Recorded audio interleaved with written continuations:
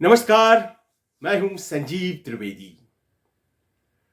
चुनावी नतीजे जब आए और उसके बाद प्रधानमंत्री का भाषण हुआ, तो उस भाषण में जो वो एनडीए सांसदों को संबोधित करते हुए दे रहे थे, उन्होंने एक प्रश्न किया था कि क्या ईवीएम जिंदा है। जाहिर है इस प्रश्न में वो तंज था जो कि ये कह रहा था कि बार बार जो लोग ईवीएम की बातें किया करते थे और चुनावी प्रक्रिया पर प्रश्न खड़े किया करते थे, आज उनकी तरफ से कोई बात नहीं कही जा रही है। क्या इसीलिए क्योंकि अपेक्षा से बेहतर विपक्ष का प्रदर्शन हुआ है, खासतौर पर उत्तर प्रदेश में। उस वक्त कोई जवाब नहीं आया था और ये माना गया कि जो ईवीएम पर प्रश्न था वो फिलहाल कुछ दिन के लिए तो शांत हो ही गया है। पाकिस्तान के संसद में ये अपने आप में कोट किया गया, कहा गया कि देखिए इतनी बड़ी चुनाव व्यवस्था, इतना बड़ा चुनाव, लाखों वोटिंग सेंटर्स, इतने ईवीएम्स, और देखिए कुछ भी नहीं वहां पर शिकायत के तौर पर सामने आया। आखिर पाकिस्तान वाले ऐसा चुनाव क्यों नहीं करा सकते हैं। तारीफें हो रही थी, लेकिन शायद वक्त का इंतजार था और उस सवाल का जवाब आज विपक्ष ने अपने तरीके से दे दिया। उसने कह दिया कि ईवीएम जिंदा है। और देखिए कैसे कहा गया और संयोग कैसे बनता है। मुंबई से एक अखबार छपता है, mid day. Sunday mid day में एक आर्टिकल आई और संडे मिड डे में जो आर्टिकल आई उसके साथ साथ एलन मस्क, जो कि आप जानते हैं ट्विटर जो कि अब एक्स कहलाता है, उसके मालिक है, टेस्ला के मालिक है, स्टारलिंक के मालिक है और टेक्नोक्रेट कहे जाते हैं और माना यही जाता है कि उनसे ज्यादा बुद्धिमान जहां तक टेक्नो चीजें हैं, अभी फिलहाल कम ही बिजनेसमैन हैं दुनिया में। उनका भी एक ट्वीट आ गया। उन्होंने कहा कि ये जो ईवीएम है, इस ईवीएम से वोटिंग नहीं करवानी चाहिए। हालांकि संभावनाएं हैकिंग की कम हैं, लेकिन हैकिंग हो सकती है और इसके परिणाम बहुत ही भयंकर हो सकते हैं। एक तो मिड डे की खबर कि मुंबई की नॉर्थ वेस्ट सीट पर मात्र 48 वोटों से जो हार जीत का अंतर है, उसमें पाया यह गया है कि कुछ गड़बड़ियां थी और वो गड़बड़ियों के बारे में आपको हम बताएंगे। उसके अलावा एलन मस्क का ये ट्वीट और उसके बाद लगातार विपक्ष की तरफ से बड़े बड़े नेताओं ने ट्वीट कर इस प्रश्न को फिर से उठा दिया है। अखिलेश यादव ने बड़ा तार्किक ट्वीट किया। उन्होंने कहा कि देखिए दुनिया के जो सबसे टेक्निकली साउंड और ब्राइट देश अमेरिका, और वहां जो जानकार लोग हैं, और उनका तात्पर्य था कि जिनकी इतनी बड़ी बड़ी कंपनियां हैं, एलन मस्क, वो जब ईवीएम पर प्रश्न कर रहे हैं तो फिर आखिर हम कौन सा जिद पाल कर बैठे हुए हैं। खासतौर पर ये जो तकनीक होता है, ये तो व्यक्ति को मदद करने के लिए होता है ना। तो अगर कोई तकनीक हमारे खिलाफ जा रही है तो हम उस तकनीक को पकड़े क्यों बैठे हैं? क्या वजह है? जिद कैसी है? भाई प्रश्न तो वाजिब है।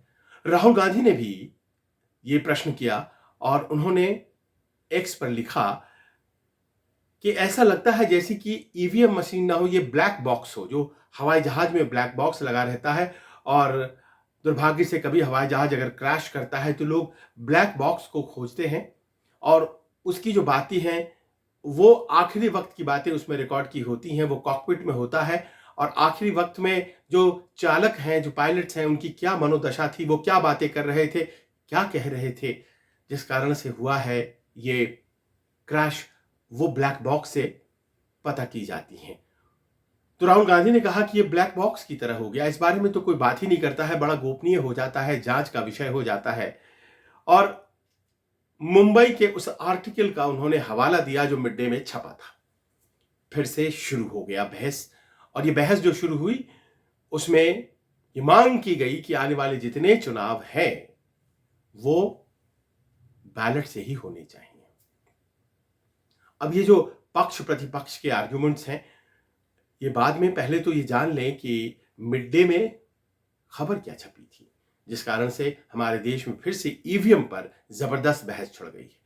देखिए, खबर ये छपी कि मुंबई की जो नॉर्थ वेस्ट सीट है, वहां से जो उम्मीदवार थे रविंद्र वायकर, वो जीते, और वो उम्मीदवार थे एकनाथ शिंदे शिवसेना के, और वो मात्र 48 वोटों से जीते। किनसे? इंडिया के उम्मीदवार अमोल कीर्तिकर से। मात्र 48, ओनली 48 वोट्स। तो जाहिर है कि जो हारने वाला है उसे बड़ा एक एक एक मलाल महसूस हो रहा होगा। अचानक से 14 जून को एक एफआईआर दर्ज कराया गया, जिसमें कहा यह गया कि दरअसल जब पोस्टल बैलेट्स की काउंटिंग हो रही थी, तो पोस्टल बैलेट्स की काउंटिंग में ईवीएम को खोलने के लिए जिस फोन पर ओटीपी मंगाया गया, वो फोन दरअसल रविंद्र वायकर यानी कि जीतने वाले एनडीए के उम्मीदवार के एक संबंधी के फोन पर ओटीपी आया, और उस ओटीपी से खुल गया वो पोस्टल बैलेट वाला ईवीएम। और उसके बाद जब गिनती हुई तो पाया यह गया कि जो अमोल कीर्तिकर थोड़े लीड में थे, वो पीछे चले गए और 48 वोटों से हार गए। इस तरह की शिकायत एफआईआर दर्ज हुई।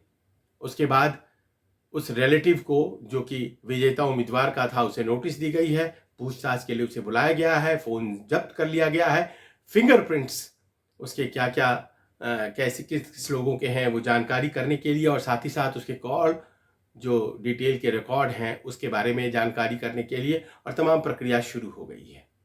लेकिन इस आरोप के बाद रिटर्निंग ऑफिसर उस क्षेत्र के चुनाव आयोग हरकत में आया, और रिटर्निंग ऑफिसर ने प्रेस कॉन्फ्रेंस करके कहा कि पहली बात तो ये कि पोस्टल बैलेट में कोई ईवीएम नहीं होता है।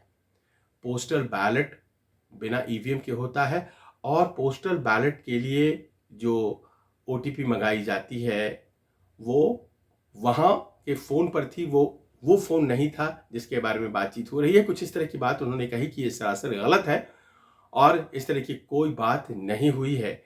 ईवीएम का मसला तो पहले है ही नहीं, अव्वल ईवीएम होता ही नहीं है पोस्टल बैलेट में, तो फिर पोस्टल बैलेट और ईवीएम को आप जोड़ कैसे रहे हैं? पोस्टल बैलेट इसीलिए कि वो पोस्टल बैलेट होता है और वो कंप्यूटर पे होता है, ईवीएम पर नहीं होता है। ईवीएम, बार बार चुनाव आयोग का कहना है कि एक स्टैंड अलोन मशीन होती है जो किसी नेटवर्क से नहीं जुड़ती है। किसी नेटवर्क से, किसी भी वाईफाई या इंटरनेट से उसका जुड़ाव नहीं हो सकता है, इसीलिए हैक करने का, उसमें ओटीपी डालने का कहीं कोई प्रश्न नहीं है। ये बिल्कुल निर्मूल है। ये खंडन आ गया इलेक्शन कमीशन की तरफ से, लेकिन खंडन आ गया बावजूद इसके बहस तो चल पड़ी थी, और वो बहस लगातार जारी है। मैं आपसे बात कर रहा हूं इस वक्त भी सोशल मीडिया पर लगातार ये बहस चल रही है कि आखिर क्या वजह है कि चुनाव आयोग जबरदस्त ईवीएम का पैरोकार है, जबकि अमेरिका जैसे देश जो कि तकनीक में हमसे बहुत आगे हैं, टेक्नोलॉजी में हमारा और उनका कंपटीशन नहीं है, वो भी ईवीएम में तो गड़बड़ी पा रहे हैं। तो पहले यहां अमेरिका का पक्ष भी जान लीजिए। अमेरिका में जो ईवीएम्स होते हैं, जो कि राष्ट्रपति के चुनाव हैं, तो राष्ट्रपति का चुनाव वहां ये होता है कि प्राइमरीज पहले होती हैं, फिर राज्य के स्तर पर उस चुनाव को ले जाया जाता है, और फिर फाइनली दो उम्मीदवार, एक डेमोक्रेट पार्टी के, एक रिपब्लिकन पार्टी के लड़ते हैं, और चुनाव में हार जीत होती है। लेकिन ये जो लंबी प्रक्रिया होती है चुनाव की, उसकी शुरुआत हमारे यहाँ जैसे पंचायत स्तर है वहीं से हो जाती है, वहीं से चुनाव बढ़ता बढ़ता बढ़ता बढ़ता जाता है, और फिर वो फाइनली नवंबर में पहले मंगलवार को वोटिंग हो जाती है, और उसके बाद नतीजे सामने आ जाते हैं। तो वो जो प्राइमरीज कहलाती हैं, जो वहाँ हमारे यहाँ पंचायती स्तर पर जो चुनाव, चूंकि वहाँ पर प्रेसिडेंशियल इलेक्शन होता है, तो देश के हर कोने से हर व्यक्ति अपना राष्ट्रपति चुन सके, इसके लिए 6 महीने की करीब प्रक्रिया होती है, और इसी साल वहाँ चुनाव है। तो वहाँ पोर्टो रिको में चुनाव हो रहा था, एक इलाका, एक प्रोविंस, और पोर्टो रिको के चुनाव में पाया ये गया कि ईवीएम में गड़बड़ियां थीं, लेकिन जो सांसद वहां के जॉन एफ कैनेडी जूनियर ने ट्वीट करके ये जानकारी दी, जिसको आधार बना करके एलन मस्क ने ट्वीट किया। तो जॉन एफ कैनेडी जूनियर ने लिखा था कि वहां ईवीएम में गड़बड़ियां पाई गई, वोट रजिस्टर सही से नहीं हो रहे थे, लिहाजा उसकी जांच की गई और पाया यह गया कि जो वीवीपैट है उसे मिलाने की जरूरत है। वीवीपैट यानी कि वो पर्ची, हमने आपने जो वोट किया तो हमने देखा कि एक पर्ची गिरती है और वो आपकी आंखों के आगे रहती है कुछ देर तक और फिर वो कट के खुद नीचे गिर जाती है। तो उस पर्ची के मिलान के बाद गड़बड़ियों को दुरुस्त कर लिया गया। ये पक्ष सामने नहीं आया। ये वीवीपैट वाली पर्ची, जो कि विपक्ष लगातार कहता रहा है कि वीवीपैट का मिलान क्यों नहीं कर लेते हैं, आप केवल ईवीएम पर ही डिपेंड क्यों रहते हैं, और अब तो कोर्ट ने भी कह दिया है कि भाई वीवीपैट की गिनती नहीं हो सकती है। लेकिन वहां यही कहा गया कि वीवीपैट को मिलाने से ही जो एक संशय हुआ था वो दूर हो गया और उसके दूर होते ही चीजें दुरुस्त हो गई। लेकिन साथ ही साथ यहां यह भी बताना जरूरी है कि ईवीएम जो अमेरिका में चलता है वो हमारी तरह स्टैंड अलोन नहीं होता है कि बस एक मशीन है, वो कनेक्टेड होता है, वायर्ड होता है। और जाहिर है कि जब वो कनेक्टेड है, वायर है, तो किसी इंटरनेट के माध्यम से उससे जुड़ा जा सकता है। हैक की संभावना बढ़ती है, वो है कि नहीं है हैकेबल हमें भी नहीं पता, लेकिन इस बात की संभावना बढ़ती है। पर हमारे ईवीएम से जरा अलग है। तो पोर्टो रिको के जो इंसिडेंट को जॉन एफ कैनेडी जूनियर ने बताया अपने तरीके से, उन्होंने बताया कि पेपर ट्रेल के कारण यानी कि पर्चियों के कारण चीजें दुरुस्त भी हो गई। उसी को आधार बनाकर एलन मस्क ने ट्वीट कर दिया कि देखिए ईवीएम पर गड़बड़ियां होती हैं। उनका संदर्भ भारत कतई नहीं था और अमेरिका के जो राष्ट्रपति के चुनाव है नवंबर में, उसमें कम से कम ईवीएम का प्रयोग नहीं होना चाहिए, ऐसा उन्होंने लिखा। और उनके लिखते ही इंडिया में ईवीएम शब्द आते ही जबरदस्त बवाल छिड़ गया और साथ ही साथ ये मिड डे की खबर, और उस मिड डे की खबर ने अपने आप से कहा यही जा सकता है कि उस पूरी बहस को और ज्यादा बड़ा कर दिया। अब प्रश्न यहां पर जो ईवीएम के समर्थक हैं और भारतीय जनता पार्टी के समर्थक हैं वो ये उठा रहे हैं कि एक बात बताइए, अगर ईवीएम हैकेबल है, हैक किया जा सकता है, और उत्तर प्रदेश में भी ईवीएम से ही चुनाव हुए हैं, तो क्या भारतीय जनता पार्टी अयोध्या हार जाती? और भी प्रश्न किए जा रहे हैं। क्या वहां 9 मंत्री चुनाव हार जाते? क्या प्रधानमंत्री अपने ही क्षेत्र में मतगणना के दौरान जो पीछे दिखाई पड़े और मात्र 1.5 लाख से उनकी जीत हुई, क्या इस बात की व्यवस्था सुनिश्चित नहीं की जाती कि प्रधानमंत्री नहीं पिछड़े? ये कैसी बातें हैं?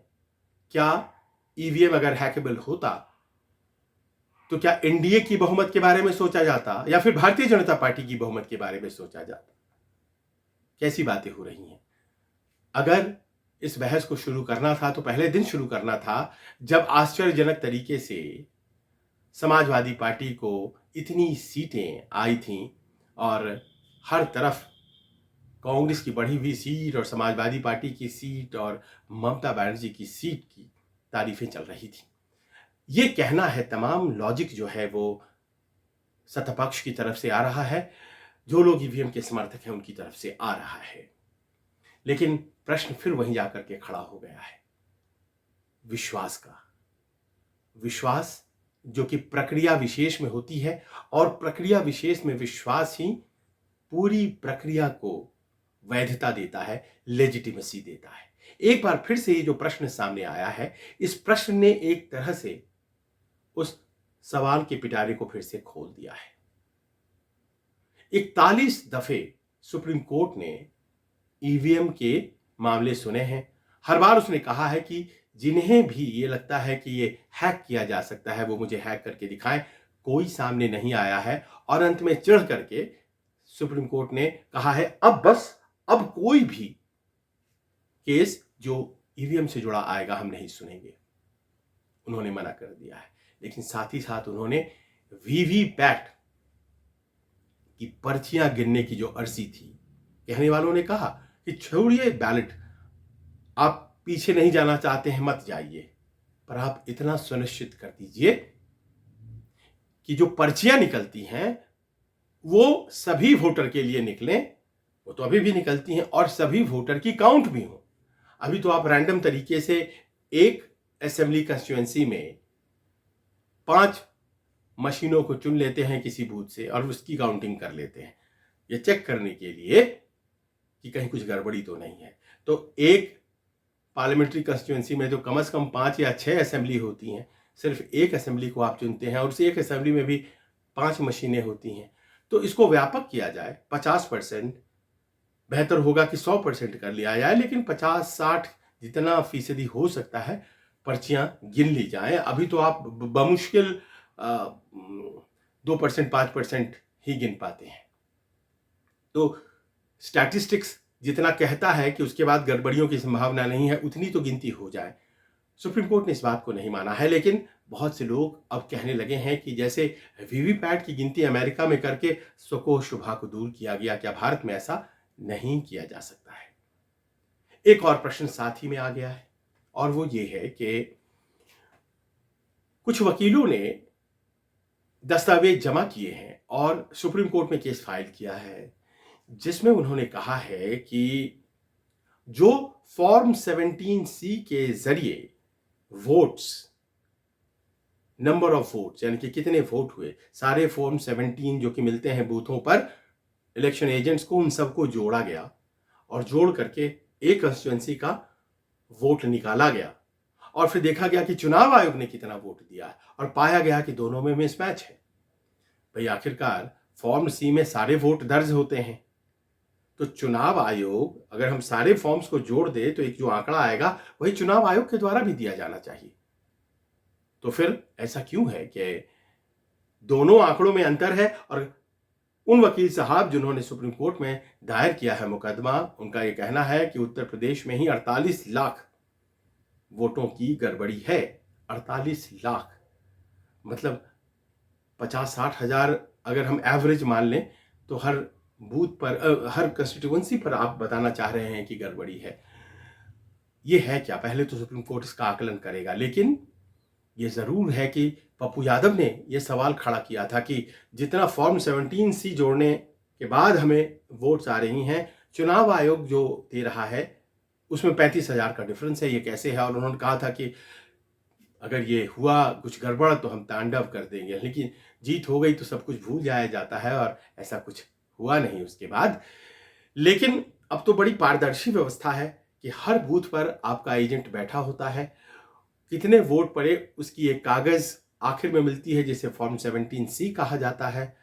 और अगर मान लीजिए कि 500 बूथ हैं तो 500 17C आपके पास आ गए, सभी आप 17C के आंकड़ों को जोड़ दीजिए तो कितने वोट हुए उस क्षेत्र में वो आ जाएगा। चुनाव आयोग भी अपना एक आंकड़ा देता है उस क्षेत्र के लिए, और अगर दोनों मैच करते हैं तो ठीक, नहीं करते हैं तो फिर क्यों नहीं करते हैं, यह प्रश्न उठेगा और यही वकील साहब कह रहे हैं। तो छुट्टियां जब खत्म होंगी, सुप्रीम कोर्ट के सामने यह प्रश्न आएगा तो वो क्या कहते हैं, वो देखने वाली बात होगी। पर अब बात ये कि बैलेट पर जो वापसी की बात हो रही है, इसके लॉजिक को भी समझना बहुत जरूरी है। देखिए, ऑफलाइन क्या क्या हो सकता है, इसकी एक वानगी नीट की परीक्षा ने दिखा दी है। आप जब ऑफलाइन करते हैं चीजों को तो वो पाक साफ और बहुत ही ज्यादा सही होती हैं, ऐसा नहीं होता है। मैं इस बात को मानता हूं कि दोनों उदाहरण अलग अलग हैं, लेकिन ऑफलाइन एग्जामिनेशन जो लिया गया और इतनी बड़ी गड़बड़ी सामने आई है, वो उस पूरी प्रक्रिया विशेष के प्रति कहीं ना कहीं एक अविश्वास पैदा करती है कि किस तरह से परीक्षा ली जा रही है। बैलेट पेपर का दौर हमने देखा है और यह हकीकत है कि बैलेट पेपर में इस बात की संभावना रहती है कि अगर बूथ कैप्चरिंग हो गया और एक क्षेत्र में आप ये मान करके चलिए कि कई दफे बूथ संख्या इतनी ज्यादा होती है कि हर जगह उतना फोर्स नहीं होता है। और चूंकि मैं इस बार के चुनाव में, जैसा कि आपसे बातचीत होती रही है, बहुत से राज्यों में चुनाव के रोज उसके पहले खूब घूमा, खूब कवरेज किया, तो मैंने पाया कि कई बूथ ऐसे होते थे जहां बहुत कम संख्या में फोर्सेस होती थी। कई जो बूथ सेंसिटिव होते हैं वहां बहुत सी फोर्सेस होती हैं। तो अगर मान लीजिए कि बैलेट सिस्टम लाते हैं तो बूथ कैप्चरिंग संभावना है या नहीं है, इस पर बातचीत होनी चाहिए जो लोग इसकी पैरोकारी कर रहे हैं। और साथ ही साथ मल्टीपल वोटिंग, वो ठप्पा मारने वाला जो सिस्टम है वो दौर भी हमने इस देश में देखा है, उसको कैसे रोका जाए। फुल प्रूफ तो कुछ भी नहीं हो सकता है, फुल प्रूफ बैलेट भी नहीं हो सकता है और ईवीएम नहीं हो सकता है। तो जो अवेलेबल व्यवस्था है उसमें ही रास्ते निकालने की जरूरत है। एलन मस्क साहब कहते हैं कि ईवीएम अगर गड़बड़ है और उसको हैक किया जा सकता है, तो क्या ट्विटर को हैक नहीं किया जाता है जो उनकी मिल्कियत है? और उसको हैक करने के बाद क्या ट्विटर छोड़ दिया जाता है? लोग छोड़ देते हैं ट्विटर। आखिरकार उन्होंने कौन सा फुल प्रूफ व्यवस्था बनाया है? ट्विटर हैक हो जाता है।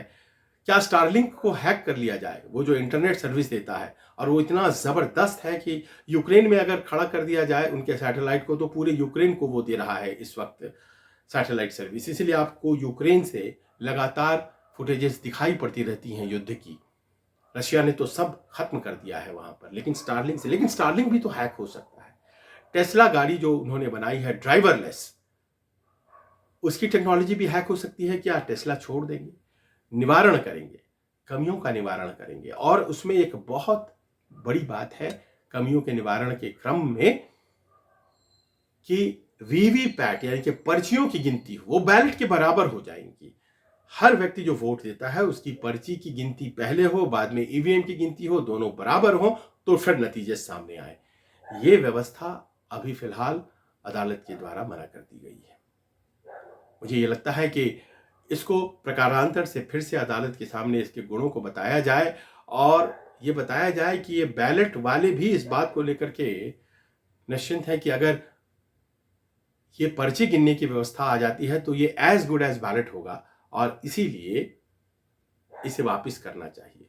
संभवतः ये बहस उस तरफ जा सकती है, लेकिन फिलहाल यही कहा जा सकता है कि आने वाले दिनों में ये अविश्वास फिर से चालू हो सकता है। हो सकता है कि मुंबई में गलत हुआ हो सकता है सही हुआ हो। फोन से कनेक्ट हो जा रहा है ईवीएम, इस बात की संभावना भी बड़ी अजीब है, लेकिन अखबार को नोटिस दे दिया गया है रिटर्निंग ऑफिसर के द्वारा कि आप ये बताइए कि किस आधार पर आपने ये आर्टिकल छापा है। वो अपनी जानकारी बताएंगे, अपने सोर्सेज बताएंगे और आधार बताएंगे। लेकिन प्रश्न यही है कि इस तरह के बार बार अगर सवाल चुनावी प्रक्रिया पर होते हैं तो जाहिर है कि चुनावी तैयारियां जो होती हैं वो प्रभावित होती हैं, लोगों का विश्वास डोलता है। और फिक्र इस बात की करें कि अगर प्रक्रिया में लोगों का विश्वास डोलेगा तो फिर वोटिंग परसेंटेज कुछ उसी तरह से घटेंगी जैसे कि इस बार घटती हुई दिखाई पड़ी है। क्योंकि अगर प्रक्रिया में विश्वास नहीं होगा तो वोटर अपने घर से कैसे निकलेगा। आपको कैसा लगा हमारा ये न्यूज़ वीडियो? अपने कमेंट्स के जरिए हमें जरूर बताइएगा। आज के लिए बस इतना ही। नमस्कार, मैं हूं मानक गुप्ता। अगर आपको हमारा ये वीडियो पसंद आया हो तो इसे लाइक और शेयर जरूर करें और हाँ, हमें सब्सक्राइब और फॉलो करना ना भूलें ताकि आप देश और दुनिया की कोई खबर मिस ना करें। तो जुड़े रहिए हमारे साथ और देखते रहिए News 24।